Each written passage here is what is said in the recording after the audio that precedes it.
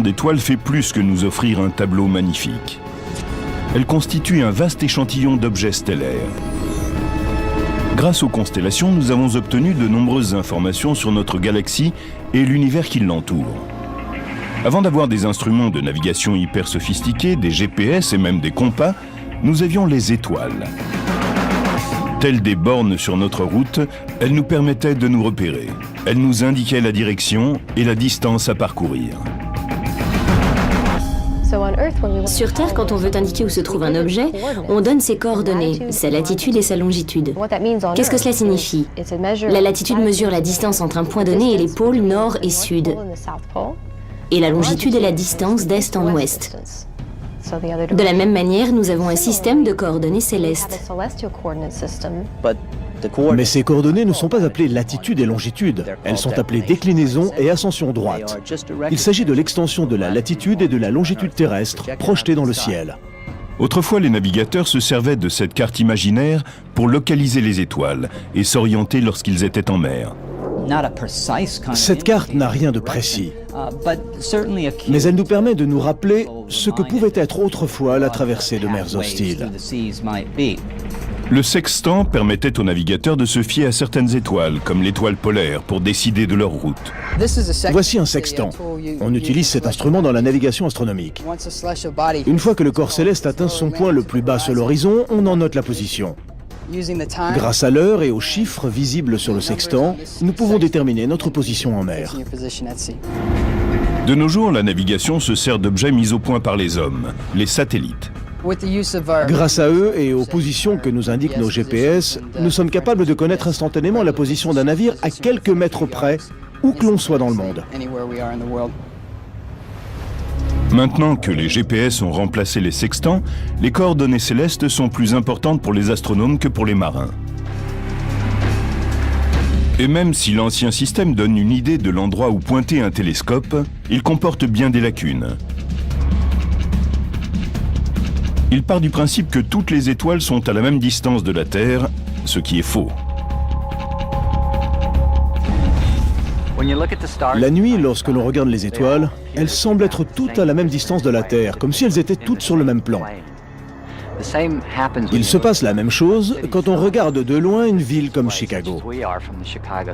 Les constructions semblent être toutes à la même distance, alors qu'elles sont sur des plans très différents. C'est vrai aussi pour les étoiles. Elles semblent être toutes aussi éloignées de nous, alors que certaines sont proches de nous et d'autres bien plus loin. Comment pouvons-nous distinguer celles qui sont proches de celles qui sont éloignées? Il semble bien que cette question soit la plus compliquée de toutes. Cela a toujours été un grand sujet de frustration pour les astronomes. Quand on regarde la voûte céleste, même avec un télescope, on ne peut pas déterminer les distances. C'est la grande quête de l'astronomie depuis des siècles.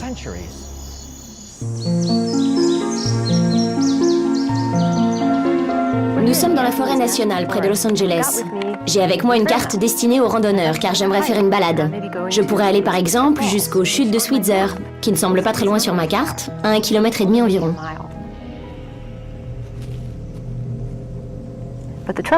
Le problème, c'est qu'il se pourrait bien que je sous-estime la difficulté de cette marche. Car ma carte étant plate, elle ne me signale pas un facteur important, le relief. Finalement, ma petite balade d'1,5 km pourrait bien se concrétiser par 1500 mètres d'escalade. De même, la carte du ciel ne me précise pas la distance réelle entre deux étoiles. Même si deux constellations semblent être voisines, l'une peut être bien plus éloignée de la Terre que l'autre. Et je n'en aurai jamais la preuve avec les seules coordonnées astronomiques.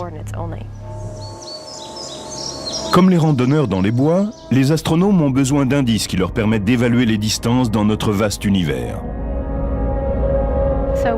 Quand on marche dans la forêt, même sans carte indiquant le relief, nous utilisons nos connaissances topographiques de la région et le type d'arbres que nous rencontrons pour avoir une idée de l'altitude.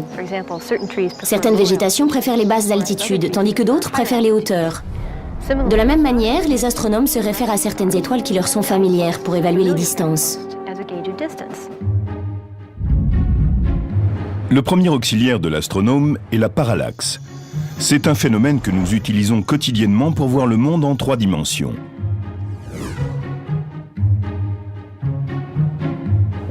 Pour comprendre ce qu'est la parallaxe, il y a un exercice très simple que tout le monde peut faire. Vous regardez votre doigt, puis un objet vraiment très éloigné. Si vous utilisez votre œil droit, puis que vous alignez votre doigt sur l'objet distant et qu'ensuite vous utilisez votre œil gauche, vous apercevrez que votre doigt semble bouger très nettement. Ce déplacement apparent est lié à la distance entre nos deux yeux. Les astronomes mesurent la parallaxe en observant une étoile à un certain endroit. Puis, ils recommencent 6 mois plus tard lorsqu'elle s'est déplacée assez loin du point d'observation initial. 6 mois, cela correspond à la position la plus éloignée que peut avoir la Terre par rapport à sa position initiale.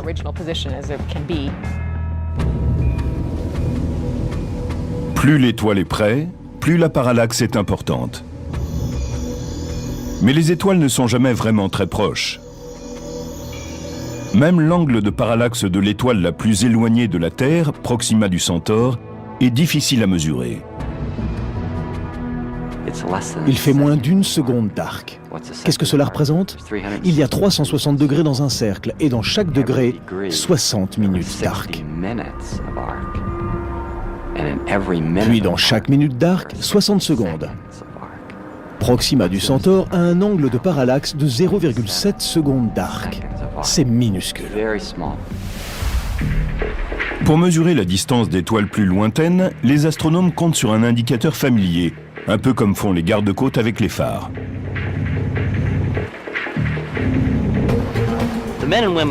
Les gardes-côtes savent que chaque phare éclaire selon une fréquence différente. Certains s'allumeront 2 fois par minute et d'autres 4 fois. Ils se servent donc de cela pour déterminer leur position exacte en se basant simplement sur le modèle de fréquence. De même, les astronomes utilisent une sorte de phare cosmique, la Céphéide, qui est ce qu'on appelle une étoile variable. La constellation de Céphée, le roi d'Éthiopie selon la mythologie grecque, contient 57 étoiles visibles, dont Delta Céphée, qui constitue le prototype des Céphéides variables. Par un caprice de la nature, les Céphéides conservent en permanence le même rythme, tel des métronomes. Plus une Céphéide est grosse et brillante, plus sa pulsation est lente. Il faut trouver une Céphéide variable, mesurer sa fréquence de pulsation qui va de 10 à 60 jours, et vous obtenez une chandelle standard. Vous pouvez ensuite déterminer à quelle distance est cette étoile. La chandelle standard sert de base de comparaison. C'est une étoile dont on connaît la luminosité et la distance et à laquelle on peut comparer d'autres étoiles. Une ampoule émet une certaine quantité de lumière qui produit une certaine quantité de watts. Mais cette lumière va sembler plus forte si l'on se place juste devant l'ampoule plutôt que si l'on est à 3 mètres d'elle. La luminosité d'une étoile ne change pas. Elle est ce qu'elle est. Mais la puissance apparente d'un objet dépend de l'endroit où l'on se trouve, de la distance à laquelle on est de lui, selon que l'on se tient à proximité ou qu'on le voit de l'autre côté de la rue. Si une Céphéide ne semble pas bien lumineuse, c'est qu'elle doit être loin. Les astronomes calculent sa distance selon sa faiblesse apparente. Observez une Céphéide variable, tracez sa courbe lumineuse, le temps qu'elle met pour passer d'un état lumineux à un état sombre, puis pour redevenir éclatante, me révèle sa luminosité intrinsèque. Je peux donc calculer la distance entre la Terre et les étoiles variables en observant leur fréquence de variation. C'est ainsi qu'Edwin Hubble a pu établir qu'Andromède se trouvait à 2 millions d'années-lumière de notre galaxie. Mais les Céphéides ont leurs limites. Pour mesurer des distances au-delà d'Andromède, les astronomes se fient aux supernovas.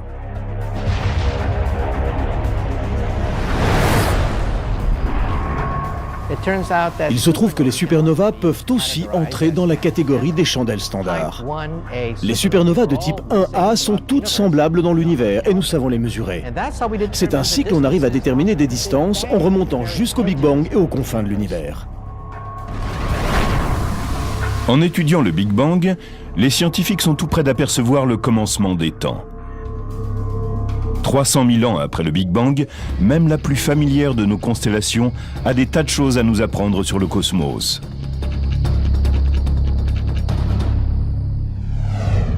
Orion, qui signifie le chasseur en grec, comprend 77 étoiles visibles. Alnitak, Alnilam et Mintaka sont les 3 étoiles de la ceinture centrale d'Orion.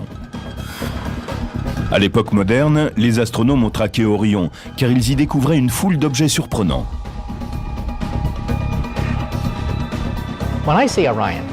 Quand je regarde Orion, je vois en même temps la vie et la mort des étoiles.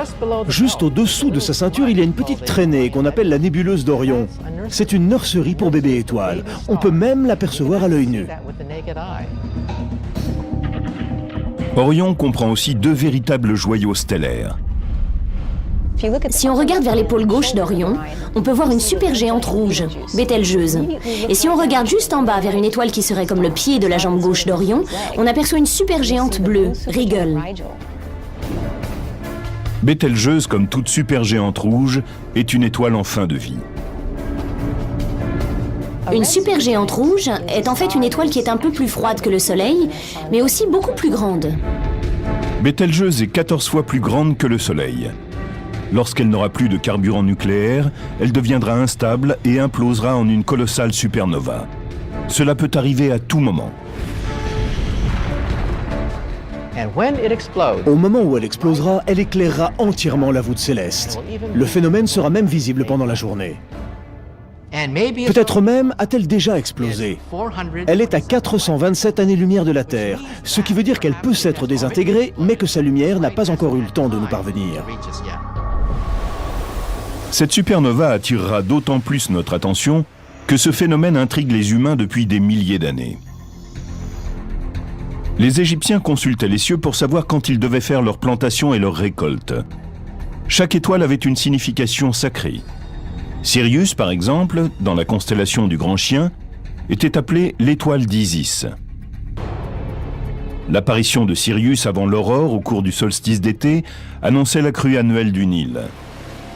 Et d'autres constellations, comme Orion, avaient peut-être une signification architecturale. Les égyptologues se sont souvent posé la question suivante. Pourquoi les Égyptiens ont-ils bâti 3 grandes pyramides qui ne sont pas tout à fait alignées? En revanche, les 3 pyramides semblent être alignées sur les 3 étoiles centrales de la constellation d'Orion. Qu'est-ce que cela signifie? Est-ce une coïncidence? Ou les pyramides ont-elles été placées ainsi intentionnellement? Les pyramides de Gizeh nous séduisent par l'énigme archéologique qu'elles représentent et par leur histoire mystérieuse. Certains spécialistes pensent qu'elles avaient aussi une importance astronomique. On a dit que les 3 pyramides principales du plateau de Gizeh, dont la Grande Pyramide, avaient été alignées de cette façon pour reproduire la ceinture d'Orion. Cette relation entre des événements observés sur Terre et d'autres dans le ciel est celle que je préfère. Mais les Égyptiens, eux, ne voyaient pas en Orion un chasseur. Ils y reconnaissaient Osiris, le dieu de la Renaissance. Certains chercheurs émettent l'idée que les colonnes d'air au sein des grandes pyramides étaient destinées à lancer l'âme des pharaons vers le ciel. Dans ces pyramides, nous avons 2 colonnes. L'une est dirigée vers le nord, l'autre vers le sud. La colonne sud est précisément en direction d'Orion. L'âme du pharaon était donc lancée à travers cette colonne pour qu'elle rejoigne Osiris ou Orion et puisse renaître et jouir de la vie éternelle. Mais d'autres spécialistes sont un peu plus sceptiques. Pour que cela corresponde exactement, il faut tout inverser, soit au sol, soit dans le ciel. Les Égyptiens étaient attentifs au nord et au sud quand ils construisaient leurs pyramides. Ça n'a donc aucun sens de dire « ils se sont bien alignés sur les étoiles, mais quand ils ont appliqué le schéma au sol, il était normal qu'ils chamboulent tout et qu'ils placent leurs édifices à l'envers ». La colonne nord est dirigée vers une étoile bien particulière. La colonne qui pointe vers le nord indique le pôle nord céleste de l'époque.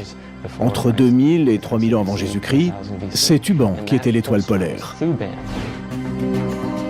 Thuban se situe dans la constellation du Dragon qui compte 79 étoiles visibles. Elle a par la suite été remplacée par l'étoile polaire que nous connaissons, Polaris. Polaris illumine l'Arctique et règne sur notre ciel comme une balise au-dessus du pôle Nord. Située dans la constellation du Petit Chariot, elle est 2500 fois plus brillante que le Soleil et surpasse ses compagnes Polaris AB et B. Bien que de mémoire d'homme elle soit notre étoile polaire depuis toujours, son règne ne sera pas éternel. En même temps que la Terre tourne autour du Soleil, elle vacille d'avant en arrière. Ce phénomène s'appelle la précession. Si la Terre était une sphère parfaite, il n'y aurait pas de précession. Mais les forces gravitationnelles de la Lune et du Soleil tirent sur le renflement de l'équateur et contrarient la rotation de la Terre. La Terre est comme un gyroscope. Vous remarquerez que si je le fais tourner rapidement et qu'ensuite je bouge son axe, il pointe dans la même direction. C'est ce que fait la Terre vers Polaris. Elle tourne autour du Soleil, mais indique toujours la même direction. C'est la procession causée par la gravitation qui oblige la Terre à osciller. Lorsque la Terre oscille, son axe décrit un cercle dans le ciel. Il lui faut 26 000 ans pour faire un tour complet. Le pôle céleste nord va se déplacer de plus en plus loin de Polaris. Dans 14 000 ans environ, soit à peu près la moitié de son cercle, il sera très proche de Vega. Et comme Vega est bien plus brillante que les autres étoiles de cette partie du ciel, elle deviendra une étoile polaire très importante.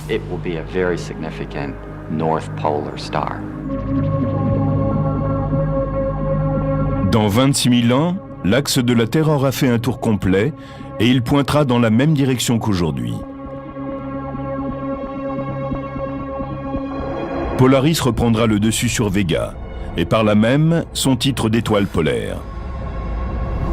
Plus une étoile est proche de l'un des pôles de la Terre, plus sa position reste fixe dans le ciel. Les astronomes appellent ces étoiles des circumpolaires. Elles sont visibles toute l'année. En réalité, les constellations d'étoiles polaires, comme le Petit Chariot ou le Grand Chariot, se déplacent dans un cercle assez restreint. De ce fait, elles tournent autour de Polaris sans jamais se lever ou se coucher. Plus on va vers le sud, plus les constellations se lèvent au début de la nuit et se couchent à la fin de la nuit, et n'ont donc pas cette propriété magique. Les étoiles diffèrent en taille, en densité et aussi en luminosité. Les étoiles variables n'ont pas une intensité constante. Elles suivent une pulsation. Elles s'allument et s'éteignent, comme sur un modèle hypnotique. Une étoile variable est comme une bouilloire. Vous la prenez, vous la mettez sur la cuisinière, et elle commence à se dilater, puis à relâcher son trop-plein d'énergie, et ensuite cela retombe. Puis la pression remonte et retombe à nouveau. De même, l'atmosphère des étoiles variables se développe et diminue avec le temps. C'est ce qui rend l'étoile plus ou moins brillante. Certaines fois, ce n'est qu'une question d'heures, et d'autres fois, cela peut mettre des jours, voire des mois. Des étoiles d'un type particulier, appelées les T-Tauri, sont parcourues de pulsations car elles sont jeunes et instables. Comme des adolescentes têtues, elles sont prises de crises imprévisibles. Mais ici, leur accès de colère provoque un conflit avec la gravité. Tandis que les forces nucléaires tendent à provoquer une expansion de l'étoile, la force de gravité la contient et maintient l'équilibre, comme une sorte de pendule qui oscille d'avant en arrière. Les T-Tauri s'étendent grâce à leur pulsation. En grandissant, elles atteignent un équilibre et deviennent alors des étoiles stables. En fait, les scientifiques pensent que le Soleil était une T-Tauri avant d'arriver au stade où nous le connaissons aujourd'hui. Cela nous donne sans doute un meilleur aperçu de notre système solaire et de ce à quoi ressemblait le Soleil au moment de sa formation et dans sa première phase d'évolution. Nous savons par exemple que les nuages de poussière et de gaz qui entourent les étoiles sont très chaotiques. Le contexte devait être assez violent, quand les morceaux de roche entraient en collision et se bombardaient entre eux. Les premières étoiles T-Tauri ont été identifiées dans la constellation du Taureau. Celle-ci comprend 98 étoiles visibles. Aldébaran, une géante rouge, et l'œil injecté de sang du Taureau. Le Taureau est l'une des constellations zodiacales, c'est-à-dire située sur le plan de l'écliptique. On appelle cette zone plan de l'écliptique car il s'agit du seul cercle du ciel où peuvent se produire les éclipses. Pour provoquer par exemple une éclipse du Soleil, la Lune doit passer sur l'écliptique. C'est également le trajet qu'emprunte la Terre lorsqu'elle tourne autour du Soleil. À 8 degrés au-dessus et au-dessous de l'écliptique se trouve une zone qu'on appelle le zodiaque. Chaque constellation qui se trouve dans cette région correspond à une constellation du zodiaque. À tout instant, le Soleil se trouve dans une constellation du zodiaque, puisqu'il se situe entre nous, la Terre, et une des constellations. Comme nous tournons autour du Soleil, celui-ci semble se déplacer parmi les constellations qui, elles, sont fixes dans le ciel. Au cours de la nuit, la région du ciel qui est à l'opposé de la nôtre est éclairée par le Soleil. Les astrologues relient chacune des constellations zodiacales au mois où le Soleil les traverse. C'est ainsi qu'au mois de juin, le Soleil passe dans le Cancer et qu'en juillet, il traverse le Lion. Mais il y a un problème. C'est que chaque constellation est de taille différente. Certaines sont petites, d'autres plus grandes.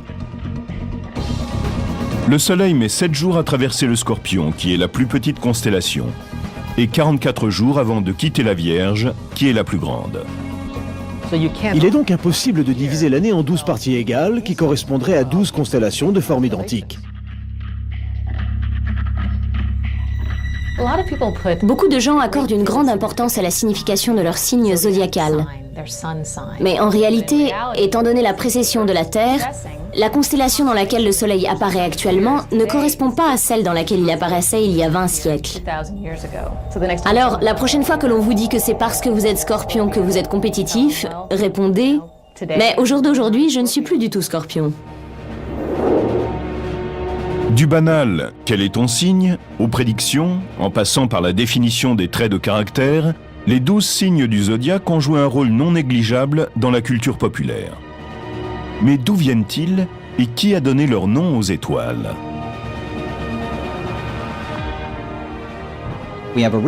Dans certains cas, les noms des étoiles viennent de Mésopotamie. D'autres furent ajoutés par les Grecs et les Romains. Certains sont restés et d'autres ont disparu. À la chute de l'Empire romain en 450 avant Jésus-Christ, beaucoup de ces connaissances se perdirent. Toutefois, une partie fut préservée par les Arabes. Ce qui nous est parvenu en matière d'astronomie est le fait des astronomes arabes qui ont approfondi les calculs de leurs prédécesseurs romains. En 150 avant Jésus-Christ, le savant grec Claude Ptolémée a rassemblé ses observations dans des écrits qui recensent plus d'1 millier d'étoiles.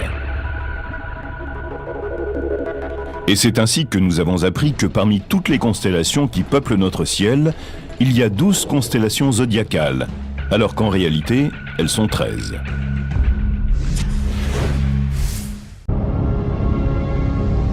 Même sans être férus d'astrologie, la plupart d'entre nous connaissent leur signe astrologique. Mais ce que nous ignorons le plus souvent, c'est qu'il n'y en a pas 12, mais 13.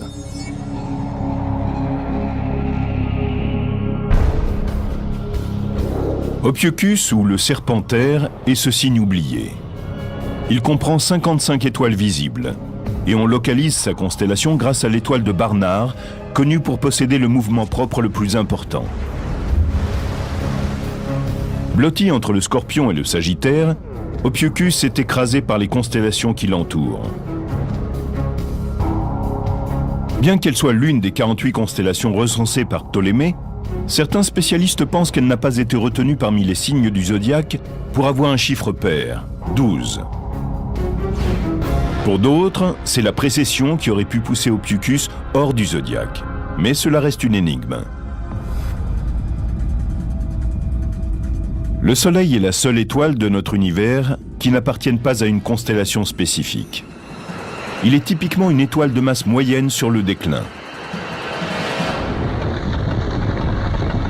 Les étoiles de masse 50 à 100 fois supérieures au Soleil sont les étoiles Wolf-Rayet. Les plus lumineuses d'entre elles font partie du système Gamma Velorum, de la constellation des Voiles. Ces étoiles massives sont incroyablement brillantes et en sont au dernier stade de leur évolution. Si elles sont aussi lumineuses, c'est qu'elles déversent leur énergie et émettent leur radiation avec tant de puissance qu'elles sont capables de détacher la couche supérieure de leur atmosphère.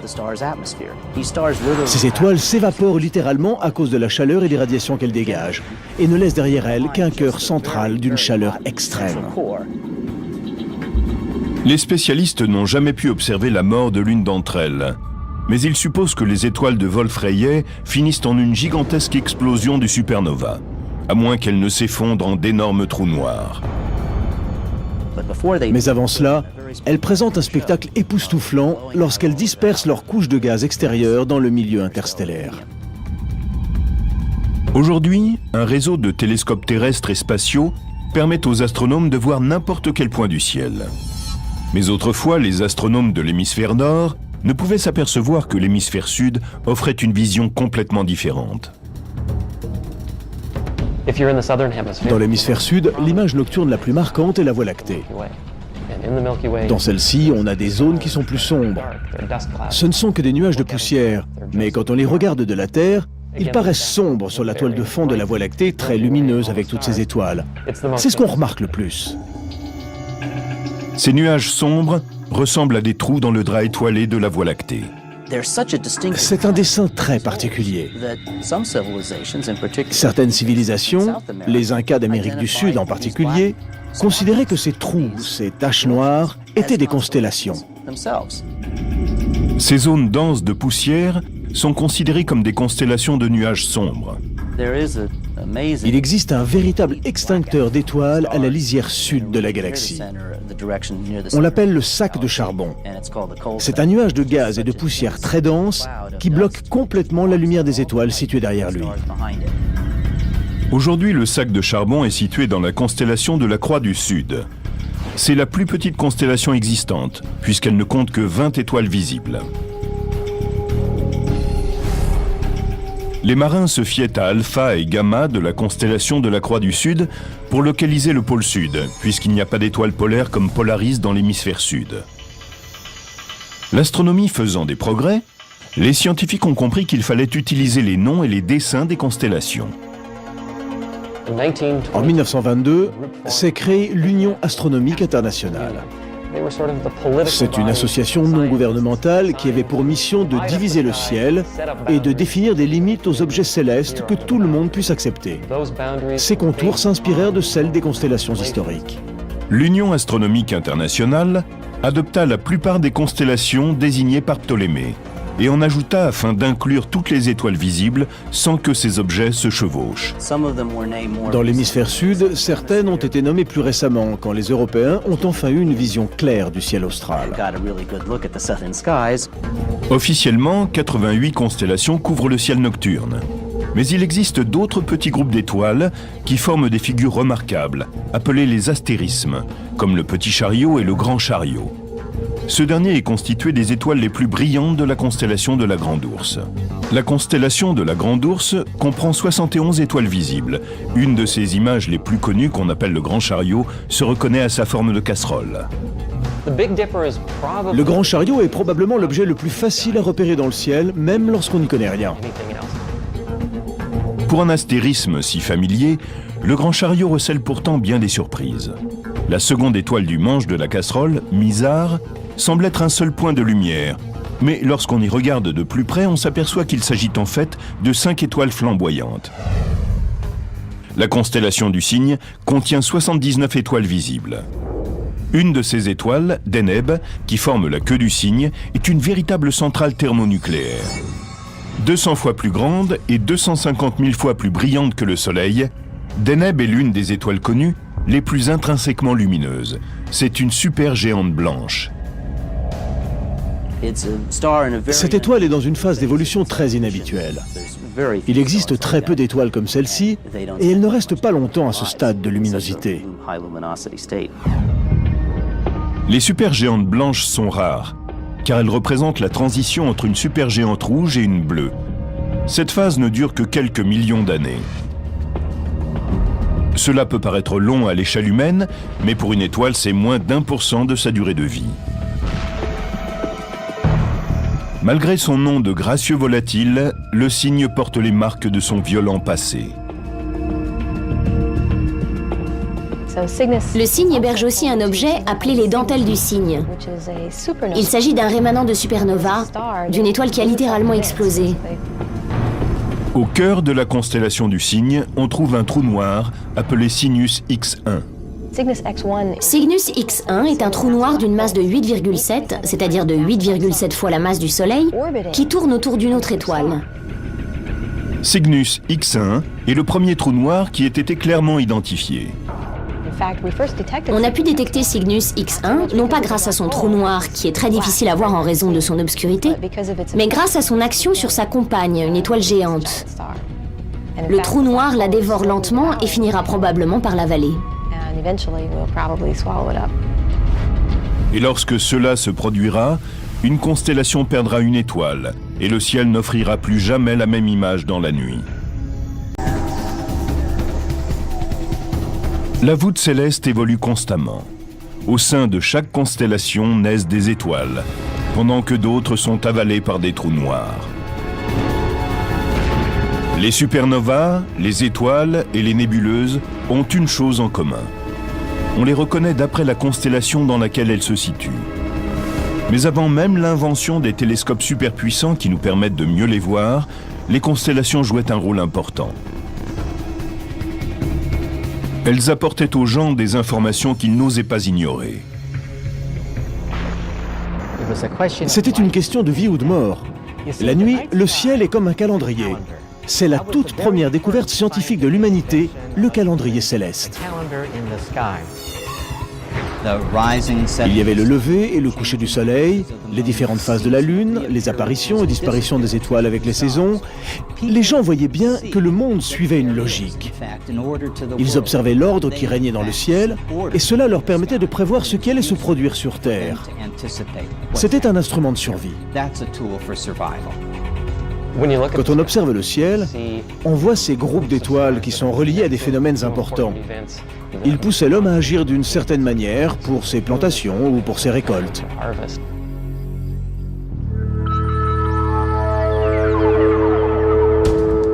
Après avoir observé que les étoiles changeaient selon les saisons, les anciens firent une autre découverte cruciale. La voûte céleste, en bougeant, modelait leur monde.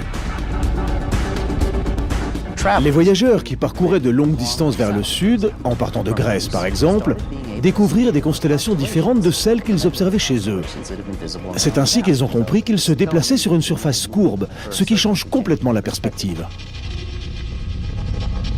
De nos jours, nous connaissons la forme de la Terre et la succession des saisons. Mais les constellations ont pour nous une autre utilité. Aujourd'hui, ce n'est plus la Terre qu'elle nous aide à comprendre, mais les étoiles. Une constellation est un peu comme un musée. Dans un musée, on voit des œuvres d'artistes qui se sont servis de différentes techniques. Il y a des tableaux, des photos et des objets de la vie quotidienne. Dans une constellation, on trouve des étoiles constituées de différents matériaux. Certaines contiennent plus d'hélium, d'autres plus d'hydrogène ou de carbone, de silicone ou encore de fer. Et pourtant, nous les regroupons. Les objets assemblés dans une constellation, comme dans un musée, sont des collections que nous avons constituées pour des raisons parfaitement subjectives. Les constellations divisent le ciel en territoires, comme la Terre est divisée en pays. Lorsque vous parlez d'Orion, je sais précisément de quelle partie du ciel il s'agit. Pour un astronome, une constellation est une sorte de carte. C'est une façon d'organiser les choses, de savoir où elles se situent. Et comme la voûte céleste est infinie, nous ne pouvons voir qu'un échantillon d'étoiles. Les poussières et leur éloignement entravent ensuite notre vision. Au cours d'une nuit très sombre, vous ne pourrez sans doute voir à l'œil nu que 1500 à 2000 étoiles si vous n'utilisez aucun instrument. Ce que nous voyons n'est donc qu'une petite partie de ce qu'il y a là-haut. C'est comme si on voulait observer la population américaine, soit 350 millions de personnes, et qu'on ne voyait que 5 individus. La constellation du Centaure comprend 101 étoiles visibles.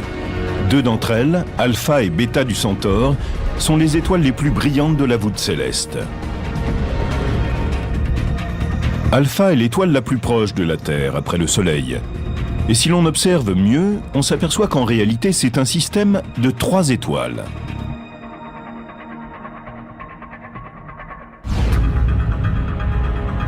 Il n'est pas inhabituel pour une étoile de partager la vedette avec une ou 2 autres qui tournent autour d'elle.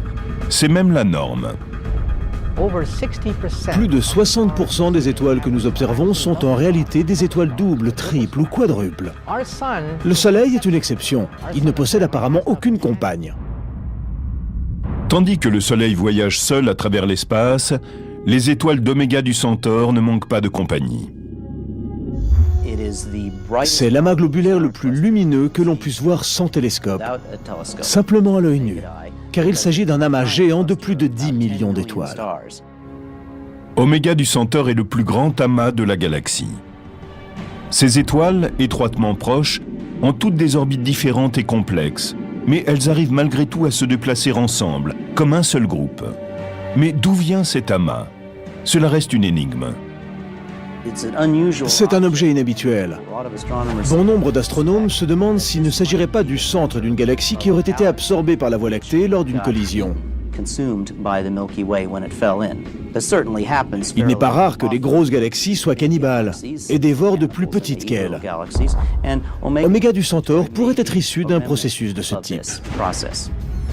La lumière d'Alpha du Centaure met 4,2 années à nous parvenir. Mais lorsqu'on regarde Oméga du Centaure, sa lumière a voyagé 16 000 ans avant que nous puissions l'apercevoir. Cela montre à quel point cette constellation est étendue et en même temps qu'elle n'existe que dans notre esprit.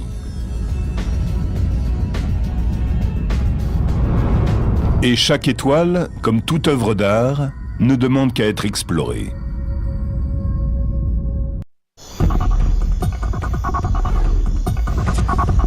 Les constellations structurent la voûte céleste et permettent de mieux comprendre le ciel. Quand on regarde ces lumières scintillantes, on oublie facilement que chacune représente des milliards de soleils flamboyants qui, en fusionnant avec d'autres éléments, peuvent créer de nouveaux mondes. Notre éloignement nous empêche de bien saisir le pouvoir de ces étoiles. Il ne nous permet pas non plus de percevoir la profondeur infinie de l'espace que nous observons. Le plan sur lequel nous voyons les constellations n'est qu'une illusion. Quand on s'éloigne du Soleil de plusieurs années-lumière, les étoiles proches commencent à se déplacer par rapport à celles qui sont à l'arrière-plan. Les constellations changent de forme. Si on se déplaçait à 10, 20, 30 années-lumière d'ici, on ne reconnaîtrait sans doute aucune constellation. Donc, si l'on vivait sur une planète proche de Vega, à 25 années-lumière de la Terre, on observerait d'autres constellations dans le ciel. Des siècles d'observations stellaires ont rendu prévisible le grand mouvement des constellations. Notre rotation autour du Soleil nous emmène à travers leur cycle annuel. Les étoiles et les constellations sont constamment en mouvement, pas seulement en raison de la rotation des galaxies, mais à cause de leur propre gravité qui les amène à pousser et tirer sur leurs voisines. La vitesse de déplacement maximum d'une étoile est de 240 km par seconde. Nous ne sommes pas capables de fabriquer un objet qui atteigne cette vitesse. En général, le déplacement d'étoiles, en relation avec leur entourage, est de 20 à 30 km par seconde. C'est comparable à celle de notre vaisseau spatial le plus rapide. Et c'est bien plus rapide que la vitesse d'une balle. Les étoiles sont constamment en mouvement, mais leur éloignement masque leur incroyable rapidité. C'est comme lorsqu'on regarde par la fenêtre d'une voiture qui roule très rapidement. Les barrières et les arbres proches de l'autoroute défilent à grande vitesse, alors que le paysage au loin passe très lentement. Sur la durée d'une vie, ou plutôt de milliers de vies, la plupart des étoiles semblent être immobiles. Je me demande si je retrouvais l'un de mes ancêtres les plus récents, l'homme de Cro-Magnon par exemple, je me demande s'il aurait une meilleure connaissance du ciel. Il pourrait sans doute rectifier certaines de mes erreurs, car il connaîtrait un peu mieux les constellations que nos contemporains. Petit à petit, nos cartes des étoiles ne sont plus valides. Dans 10 000 ans, les étoiles seront tout à fait différentes de celles que nous voyons aujourd'hui.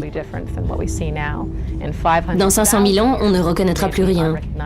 Et si l'on pouvait regarder un éventail de photos prises sur 1 million d'années, on s'apercevrait que les étoiles parcourent d'immenses trajets dans le ciel.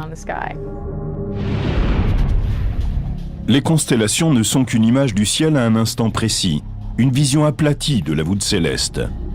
De même qu'un portrait peut être ressemblant mais ne raconte pas tout. Si nous pouvions parcourir l'espace et regarder les constellations sous un autre angle, nous ne les reconnaîtrions pas, bien qu'elles soient de vieilles connaissances. Mais à l'instant même, ces 88 constellations sont pour nous des balises rassurantes et nous rappellent notre passé. Les constellations n'ont plus pour nous la fonction qu'elles occupaient pour ceux qui leur ont donné un nom. Autrefois, il y avait un rapport direct entre ces objets qui intriguaient les hommes et leur vie quotidienne. Sirius, par exemple, les informait sur les saisons. Le ciel ne joue plus ce rôle dans notre vie, mais les histoires et les images demeurent. Nous tenons toujours à nos constellations et franchement, j'en suis ravi. Plutôt que de reprendre les histoires anciennes, l'astronomie moderne nous invite à observer les constellations comme un champ de possibles. La plupart des constellations comprennent de 3 à 5 planètes. D'ici quelques années, nous aurons peut-être identifié des centaines de planètes comme la Terre qui gravitent autour des étoiles. Nous connaîtrons alors une expérience incroyable. Nous pourrons nous dire que lorsque nous observons une constellation, quelqu'un là-bas nous regarde peut-être aussi. Dans cet espace si grand que nous n'en voyons qu'une toute petite partie, nous observons les étoiles et nous nous demandons ce qu'elles signifient. Nous créons des cartes, nous inventons des histoires.